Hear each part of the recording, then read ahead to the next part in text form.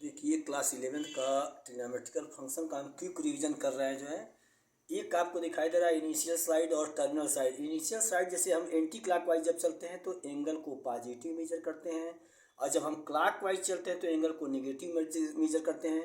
जहाँ पे terminal side और इनिशियल साइड इंटरसेक्ट करता है उसको वर्टेक्स कहते हैं। ओके, अब देखो दो प्रकार को एंगल का मेजर, अभी तक आप डिग्री मेजर करते आए हैं, अब दो तरह का मेजर हम करेंगे, डिग्री मेजर करेंगे और रेडियन मेजर। डिग्री मेजर में देखो हमने क्या लिखा है, वन राइट एंगल किसके इक्विवेलेंट होता है। अभी तक आपने ऊपर फिर एक बार मैं रिमाइंड कर देता हूँ, दो तरह के एंगल आपने देखा, एंटी क्लॉकवाइज जब एंगल इनिशियल टर्मिनल साइड जब मूव करती है तो पॉजिटिव साइड, और जब क्लॉकवाइज डायरेक्शन में मूव करेगी तो निगेटिव एंगल्स। डिग्री मेजर दो तरह से होगा। देखो यहाँ पे मैंने राइट किया है, वन राइट एंगल 90 डिग्री के इक्विवेलेंट होगा, और वन डिग्री कितने के इक्विवेलेंट होगा, 60 मिनट, और 1 मिनट किसके इक्विवेलेंट दिखाई दे रहा है, 60 सेकेंड। अब देखो कुछ एग्जाम्पल दिखे दिए हैं।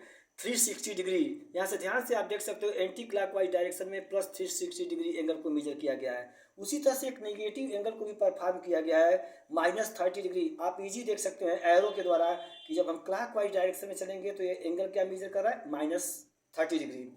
अब जैसा देखिए रेडियन मेजर क्या होता है, कह रहा है कि इन सर्किल, कोई एक सर्किल है, इसका रेडियस देखो आर रिप्रेजेंट किया गया है या मेंशन किया गया है, लेंथ ऑफ आर को एल से रिप्रेजेंट किया गया है, और जो एंगल पे एंगल सबसेंड कर रहा है उसको थीटा, ऊपर सी लिखा गया है जिसको रेडियन का सिंबल होता है, तो थीटा रेडियन। यानी ये कहने का मतलब हो गया थीटा रेडियन किसके इक्विवेलेंट है, एल इंटू आर। अब देखो तुमको एल को बताया गया कि L is the length of arc, R is the radius of circle, and theta C का मतलब theta raise to the power C का मतलब subtend angle at the centre.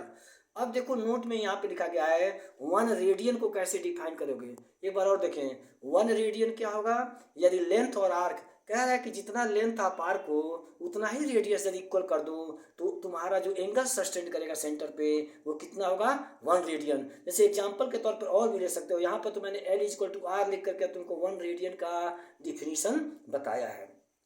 तुम चाहो तो रेडियस को 4 कर दो और लेंथ ऑफ आर्क भी 4 कट कर दो, तब भी 4/4 तुम्हारा 1 रेडियन ही मिलेगा। यहाँ पर देखो रिलेशन रेडियन और डिग्री में मैंने नीचे मेंशन किया हुआ है, pi radian is equal to 180 degree. देखो एक बार और साफ करके मैं जूम करके दिखा रहा हूँ, pi radian is equal to 180 degree, तो 1 रेडियन किसके इक्विवेलेंट लिखा गया है, 180/पाई, और 1 डिग्री किसके इक्विवेलेंट लिखा गया है, पाई/180। ये दो फार्मूले बहुत इंपॉर्टेंट है, दोनों का यूज देखो मैं बता रहा हूँ कि जब तुमको रेडियन से डिग्री में जाना होगा तो तुम लिखोगे 180/पाई, और जब तुमको डिग्री से रेडियन में जाना होगा तो लिखोगे पाई 1 डिग्री इक्वल टू पाई/180। दोनों पे एक एक एग्जाम्पल परफॉर्म किया गया है, ध्यान दो। 30 डिग्री के जरिए तुमको रेडियन में कन्वर्ट करना होगा तो तुम लिख सकते हो 30 × 1 डिग्री, और 1 डिग्री की वैल्यू लिखे हो पाई/180 जो कैंसिल होकर के आया है पाई/6 रेडियन। सिमिलरली एक और एग्जाम्पल परफॉर्म किया गया पाई/12 रेडियन, तो 1 रेडियन की वैल्यू 180/पाई लिखा गया है जो कि साफ दिखाई दे रहा है, जो कि वैल्यू कैंसिल होकर के आ गया है 50 डिग्री। आप देख सकते हैं यहाँ पर देखो एक रेडियन की वैल्यू लिखी गई है 57 डिग्री 16 मिनट और 21 सेकेंड। आप देखो एक रेडियन को कैसे लिखा गया है, देखो कैसे कन्वर्ट, यहाँ पूरा रफ वर्क किया गया है। एक रेडियन तुम लिख सकते हो 180/पाई, पाई की वैल्यू 22/7, और जब कैंसिल करोगे तो आ गया 99 × 7/11 यानी 630/11 डिग्री।